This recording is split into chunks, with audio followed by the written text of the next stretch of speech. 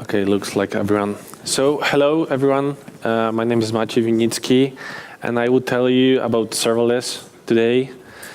The goal of this presentation is to explain what serverless is, because it's already confusing. There is many definitions, what serverless is and what it isn't. And the second goal is to overview what kind of services we have already available in cloud providers.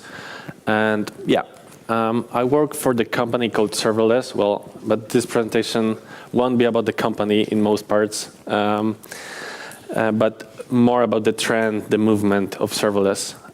You can follow me on Twitter. I try to be good source of information about serverless, what is happening, what are the new services, general what is happening in this trend. But for a moment, let's go back to 1973. It was the year in which the first phone call from handheld mobile device was made. And this guy is called Martin Cooper, and he was senior engineer at Motorola. This is how the device looked like. It's pretty different comparing to devices that we use right now. It was 22 centimeters long, 12 centimeters deep, and weighed more than 1 kilogram. And this guy called with this device that I showed you, and he called the company, the rival company, Bell Labs, and he told them that he's making this first phone call from a mobile device. And this Bell Labs company was at the time owned by AT&T telecommunication company, and this first phone call was made from New York. And speaking of Bell Labs, at that time the Bell Lab was the pioneer in computer science. You probably know that. And this guy is called Douglas McIlroy, and he was working on a Unix operating system. And he, like together with his colleague Ken Thompson, they implemented the pipe symbol. And the next day, as Douglas McIlroy recalls, the next day saw unforgettable orgy of one-liners as everyone joined in the excitement of plumbing. And we started doing this, like in many combinations. And we started doing these programs that use smaller programs and use like output from one program and pass it to as an input to another program to save it eventually, or not save it, just damn it. And if you look at the current serverless architectures, they are pretty similar. We are basically writing some functions. We just pass that, and the provider pass data from one function to another from some source, and we save it into DB. So basically, you can say that we are doing the same stuff as they did in 20 years ago, but we are doing this in a distributed manner, running not on our computer and processing a lot of data, huge amount of data. And this follows the Unix philosophy. So where the program function in our case is like has a single responsibility and does one job good. And the second principle is that we pass output from one program to another program in some standardized way.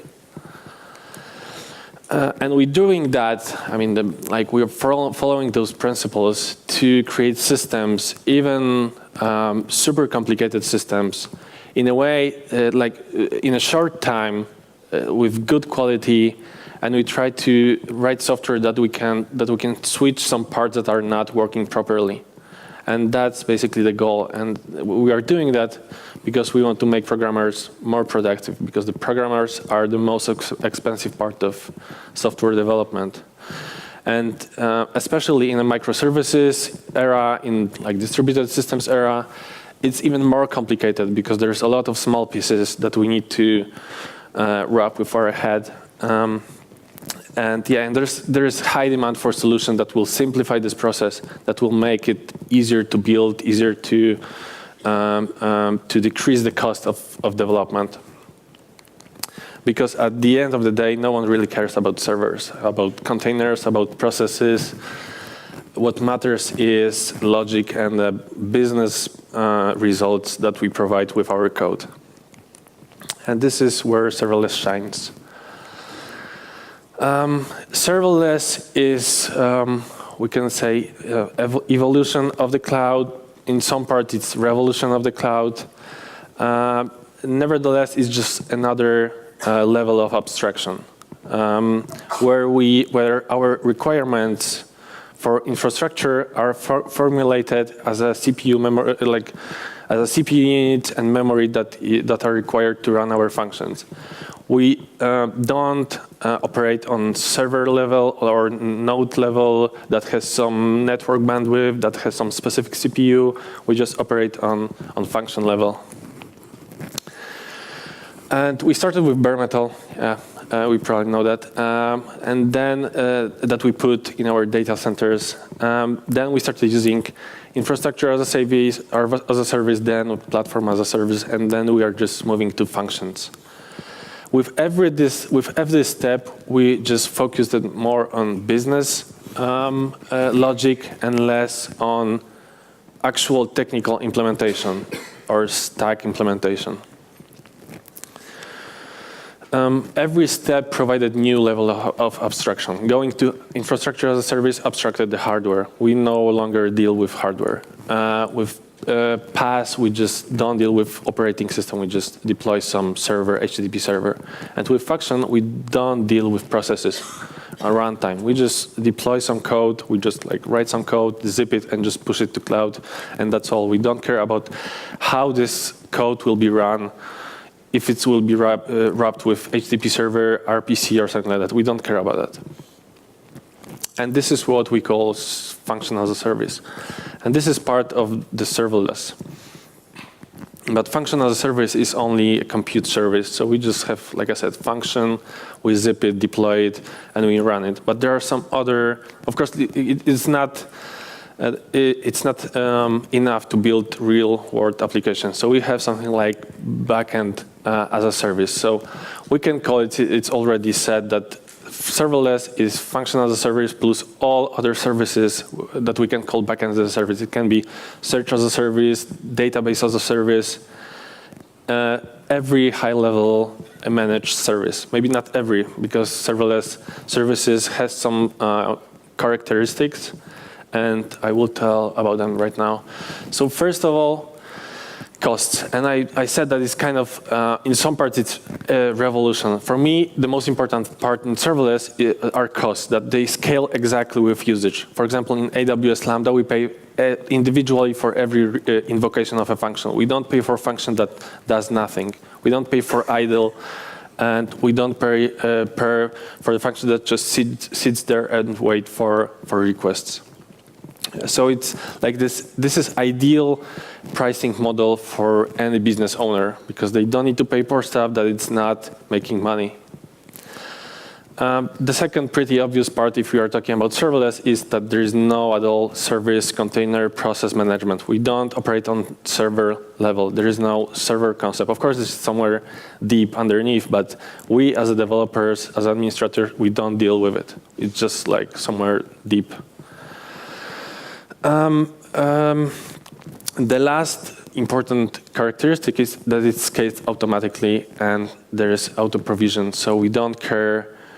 We just deploy a function. We don't care if there's enough instances, enough CPU power to handle this, to handle the current traffic or something like that. We just don't care about it. It should work, and should be no need for human intervention when it has to be scaled up and or down.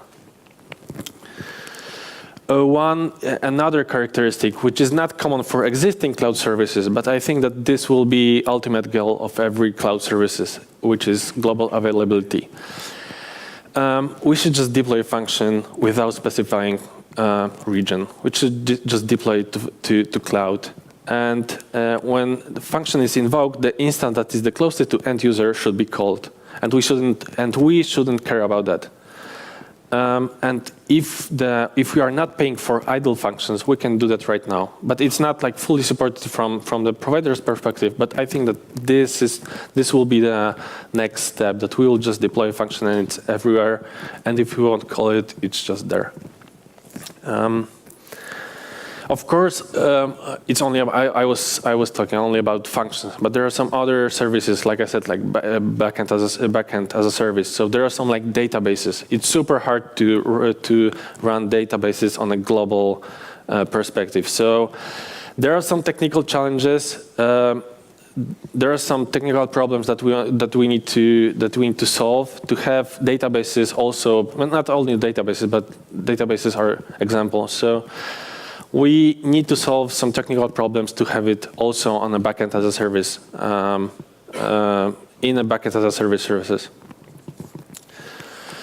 What is also important, function as a service or function in general are event-driven. I mean, every function invocation is a reaction to some event. It can be HTTP event in a system. It can be a new, like object in S3 or any other storage service. It can be new record in database. Everything is an event, and it calls. And we also can define, like probably we'll be able to do that in the future. There should be also a way to call function based on some business events, like user created or user payment or something like that. Even though serverless is in its infancy, there's few use cases that already fits this model. And the first use case, is data processing. This is one of the most popular use cases right now. And most of the functions that are deployed in AWS Lambda, in Google Cloud Functions, are processing some data.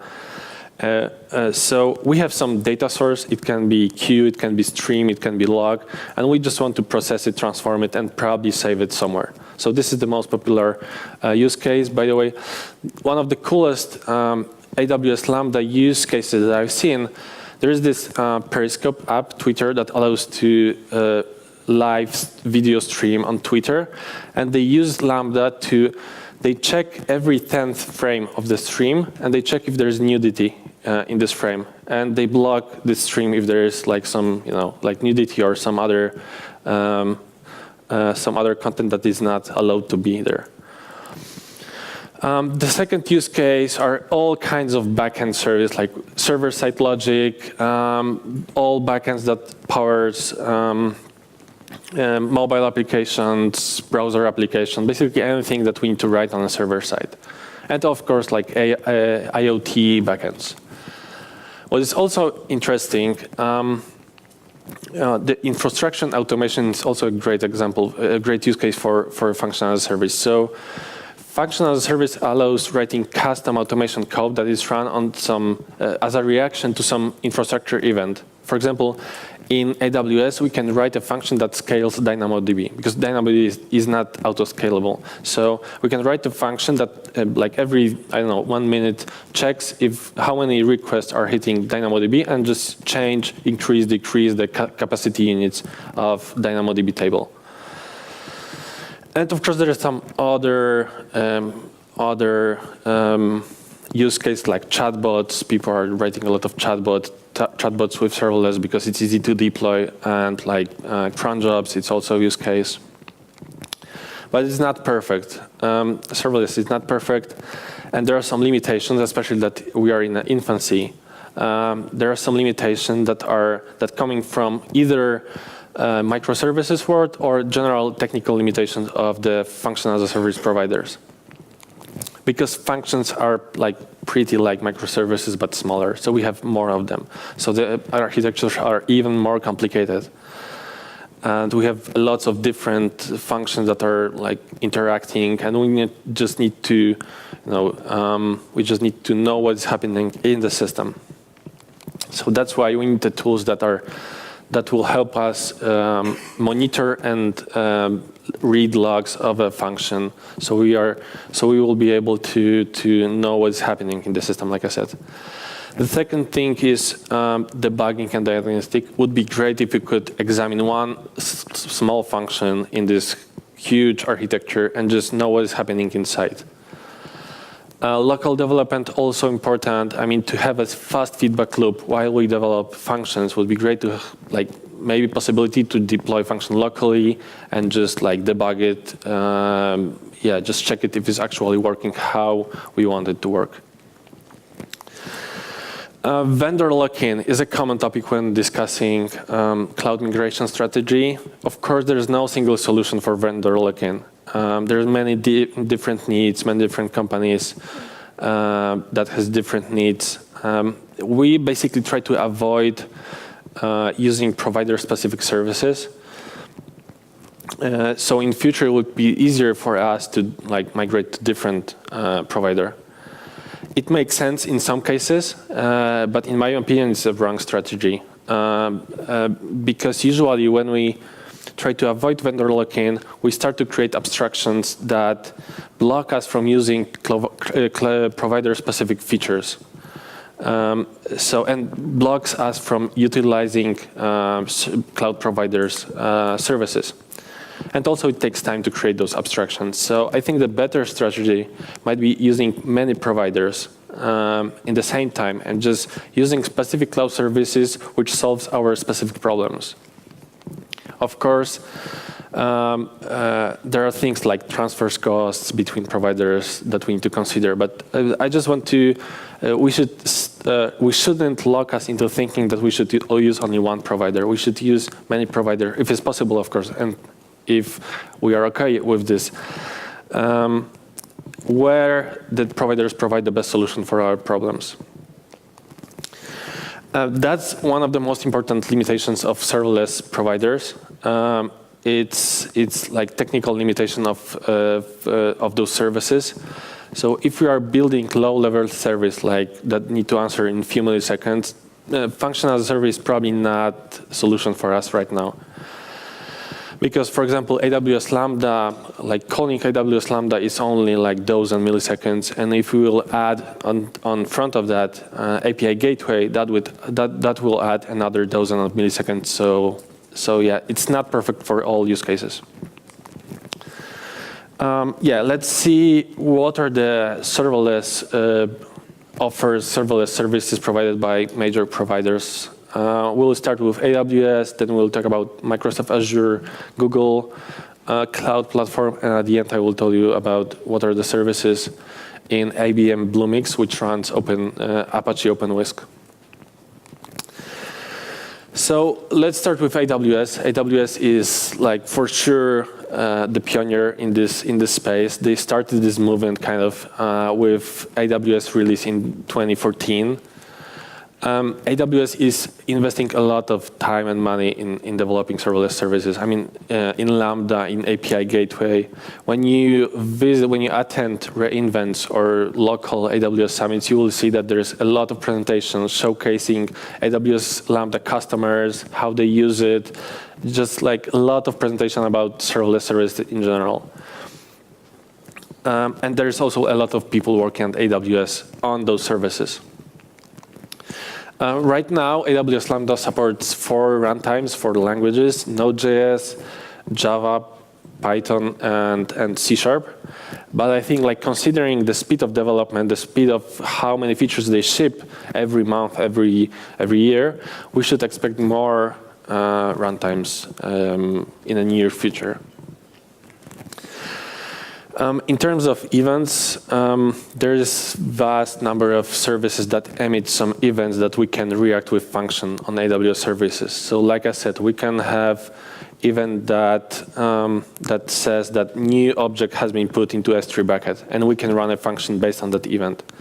And we can run a function for every DynamoDB new record. Or we can run function for every message in Kinesis stream.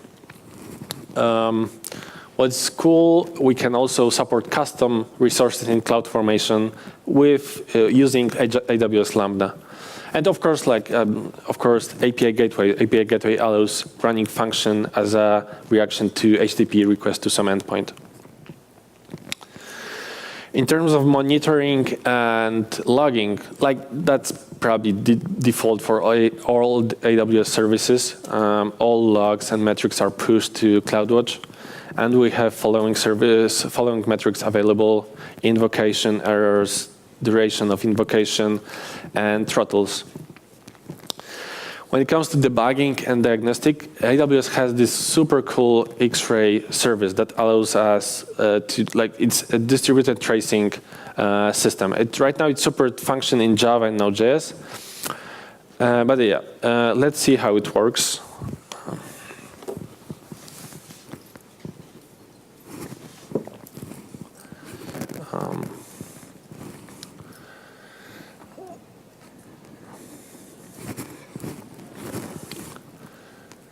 So we have API gateway,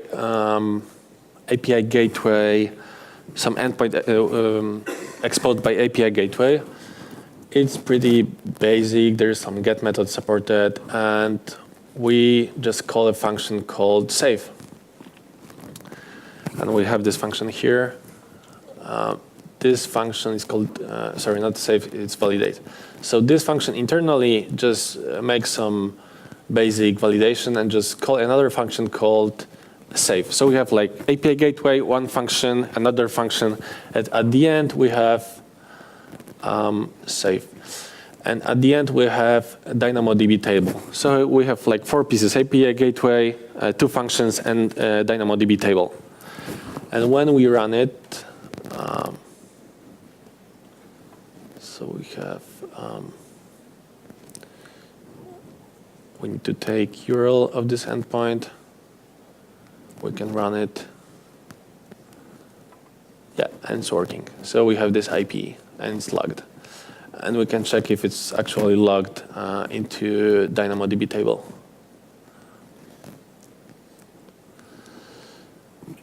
Yep, it's here. So we have like pretty simple architecture. And if we want to go and like dig into this architecture, see what's happening, this is where we use X-ray. So X-ray just show us, let's change.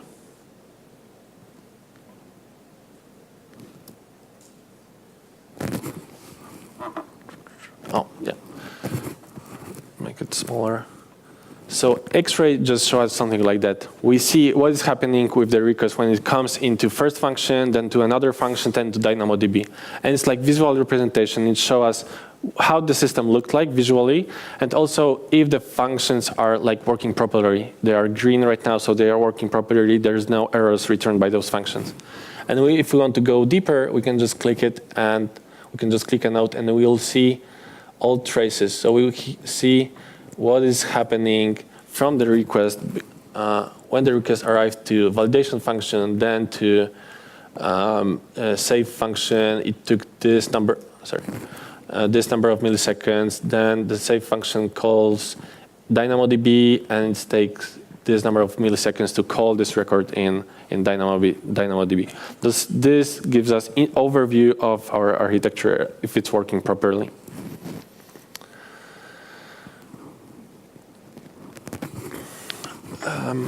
Yeah, in terms of local development, there is no official tools from AWS to support local development, but there is this cool tool from Atlassian company that allows running numerous AWS services locally. So we can run like real, like not real, but kind of real AWS stack locally, like API Gateway, Lambda, and we can deploy it locally without hitting real a cloud provider.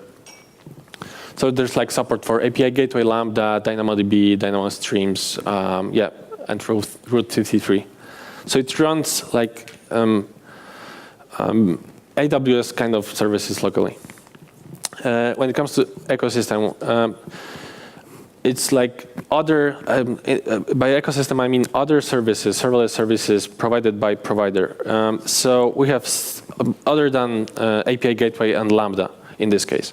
So we have also step function. This is a service that allows us creating workflows that are made of Lambda function. It allows to coordinate function, like we can start with one function, then call few functions concurrently, then aggregate the results and just do something with that. So this is how it looks.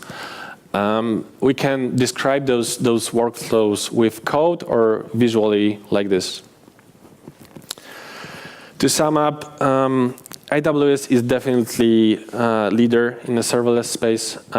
They started this trend, and they are providing new and new features, like I said, every month, every year. The second provider that I want to discuss is Google Cloud Platform. They have Google Cloud Functions service, so it's kind of similar to AWS Lambda. It's currently in beta, and it's not that good at Lambda because right now it supports only Node.js. There is some limited number of events that we can react with functions. It's HTTP requests. There are messages in Cloud PubSub, and they're also like similar to S3. We can react with function on events related to object in cloud storage. In terms of monitoring and logging, similar stuff as with AWS, with like all metrics and logs are pushed to Stackdriver. Errors are pushed to Stackdriver error reporting, and we have available metrics like execution time, execution count, and memory usage for each invocation. Debugging. This is interesting. We are able to debug single function while it's operating and accepting invocations with a Stackdriver debugger. And right now I will try to show you how does it work.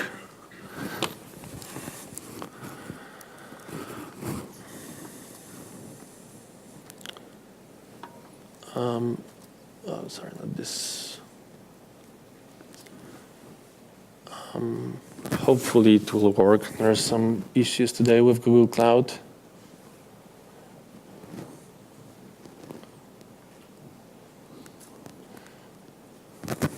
Let's see if it will hold.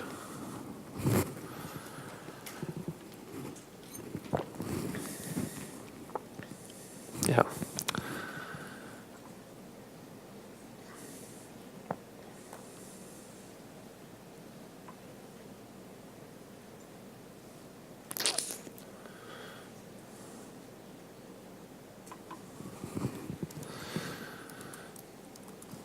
Yeah, let's not wait for it. So basically, like I said, there's something wrong with Google Cloud. Like I said, usually it works. It allows, so we have a function deployed on Google Cloud Functions, and we can, with this Cloud Stackdriver debugger, we can just put some breakpoints in a code, and just we will get the stack trace of this in this point of code without interrupting the real operation of this function. So this is pretty cool tool that allows us to know what is happening inside the function without interrupting this, or yeah. In terms of local development, Google Cloud Functions offers something called Google Cloud Functions Local Emulator that allows us to deploy function locally using this emulator, run it, test it, and we don't need to push functions to the actual cloud provider. In terms of ecosystem, there is Firebase. You probably know that. So Google Cloud Functions has some integration with Firebase, so we can react also other like adding to the already mentioned events. We can react on events from Firebase databases like new record, a new user added, or like events in Google Analytics for Firebase. So to sum up, Google Cloud Platform offers some basic serverless features. I personally expect more features because I personally like Google Cloud, and I would love to see more serverless services, more languages, more runtimes offered by this provider. The next one, quickly about Microsoft Azure. They support right now Node.js, C#, F#, of course, because those are Microsoft languages, and Python and PHP. Pretty similar set of events as with AWS and Google. So we can react with function on HTTP request. We can run some scheduled functions every minute, every hour.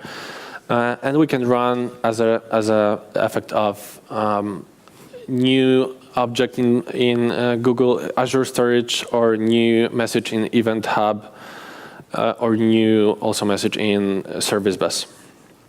In terms of monitoring, again, pretty similar stuff. All metrics and logs are pushed to application insights.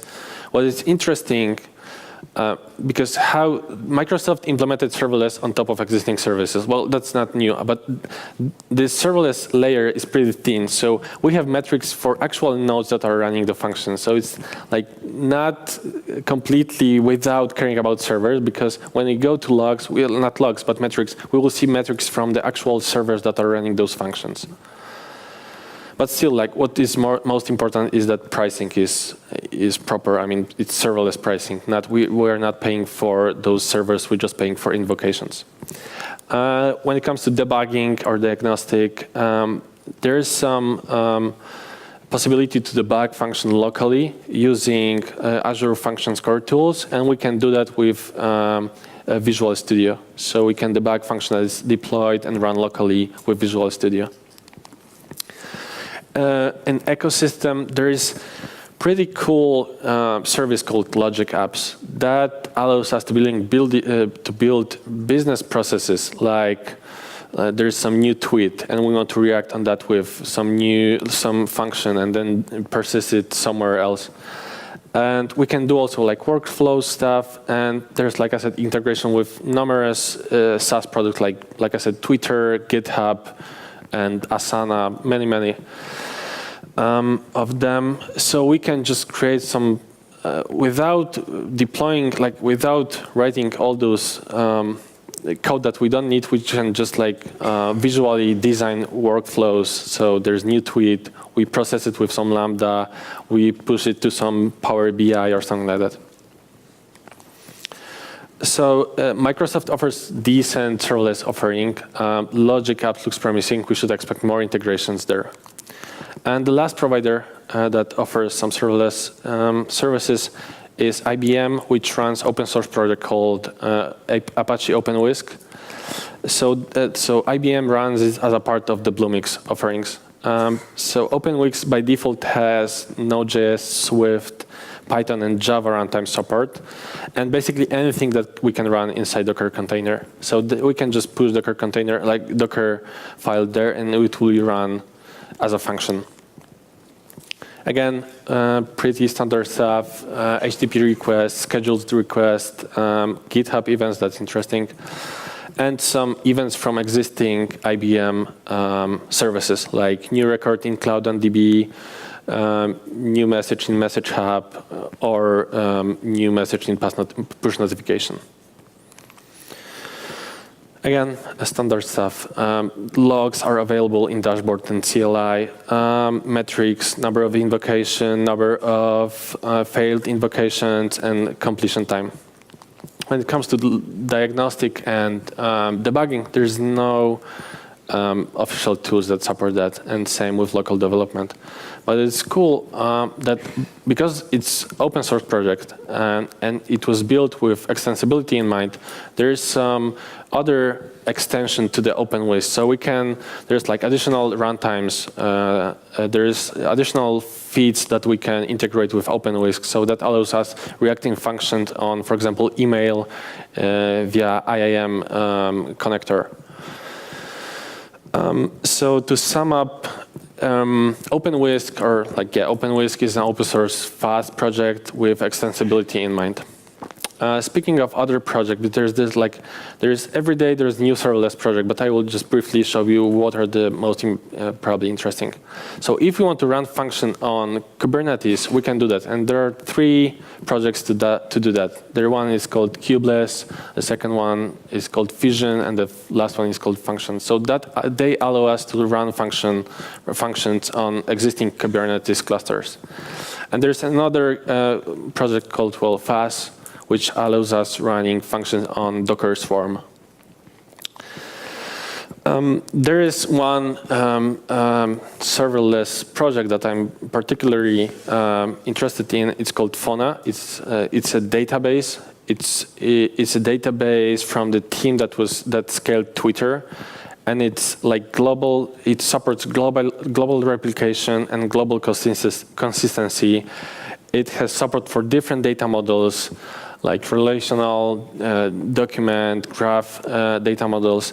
And what is important, they run database as a service with this like similar to serverless pricing model. So there are some like points, and we just pay for actual usage of the database. We are not paying on some fixed price to run this database.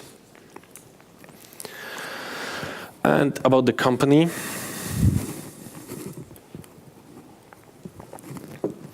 Yeah, company, like I said, it's called Serverless. So we as a company right now we offer CLI 2 that manages the life cycle of serverless applications. There are features like application lifecycle management. So basically this CLI 2 allows to deploy functions on different providers, on AWS, on Google Cloud, on Azure, and just basically manage this application. This framework allows not only to manage the code, but also infrastructure. There are some basic local development features. There is numerous plugins that does something with code, for example, before deploying. So it's worth checking out. And there's pretty big community around the framework. So if you have any problems, probably it's already solved or it's easy to get answer. And I will show you how the framework looks like.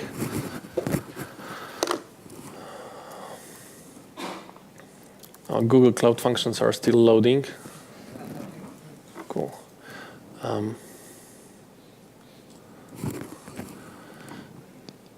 So we define this application, serverless application, with this serverless YAML file, and we define where we want to deploy it. It's like AWS with this runtime, stage, and region.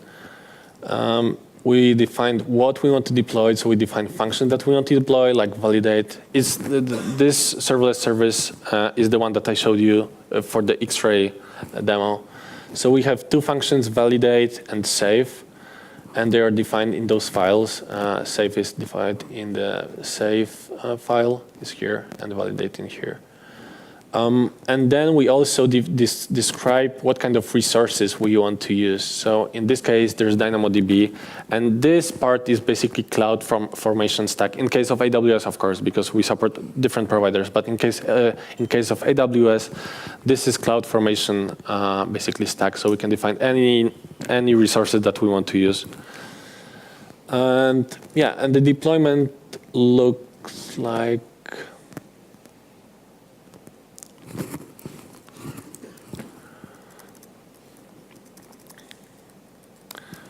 yeah, so like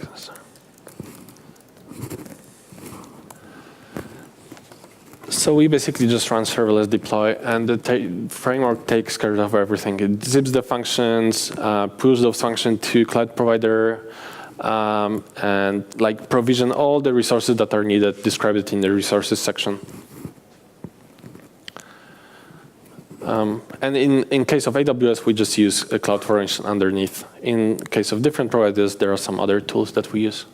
Yeah, and we basically have this URL here, endpoint, and just list of function that has been deployed.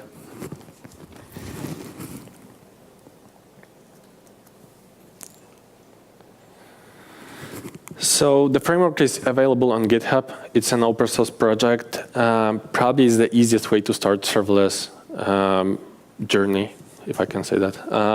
It's the most popular open source project to manage serverless applications. It's already used by companies like Coca-Cola, Nike, Nordstrom, and we are seeing a lot of interest from the companies to use this framework and to use other products that we are planning to release. Shameless plug. Yeah, we are hiring like every company in this industry. Thanks. That's all from my side.